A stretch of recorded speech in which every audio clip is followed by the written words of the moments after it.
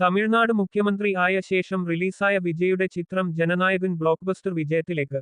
World wide gross collection 250 കോടി കടന്നു. കേരളത്തിൽ നിന്ന് മാത്രം ചിത്രം ഇതുവരെ നേടിയത് 14 കോടിയിൽപരം രൂപയുടെ ഗ്രോസ് കളക്ഷനാണ്. തമിഴ്നാട്ടില് മാത്രം ചിത്രം 100 കോടിയിലധികം നേടി.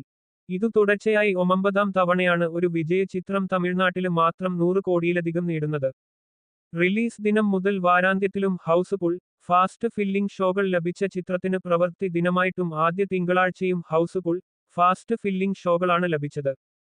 തങ്ങളുടെ പ്രിയപ്പെട്ട താരം വിജയെ അവസാനമായി സ്ക്രീനിൽ കാണാൻ പ്രാഭേദമന്യേ ഓരോ ആരാധകനും പ്രേക്ഷകനും തിയേറ്ററുകളിൽ തങ്ങളുടെ സാന്നിധ്യം അറിയിച്ച് കരഘോഷത്തോടെ ആസ്വദിക്കുകയാണ് ജനനായകൻ.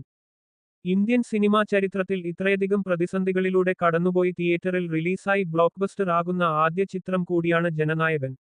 ഇന്ത്യയിൽ ഇതുവരെ വിവിധ പ്ലാറ്റ്ഫോമുകളിൽ കൂടി 5.8 മില്യൺ ടിക്കറ്റുകളാണ് ചിത്രത്തിൻ്റെതായി വിട്ടുപോയത്.